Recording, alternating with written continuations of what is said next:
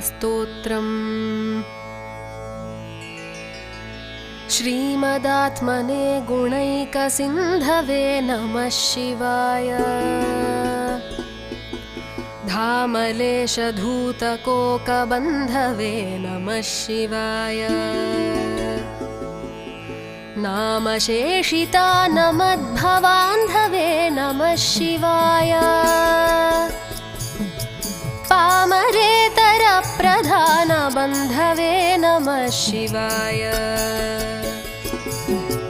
कालभीतविप्रबालपालते नमः शिवाय।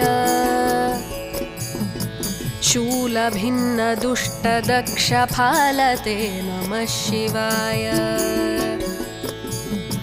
मूलकारणाय कालकालते नमः शिवाय।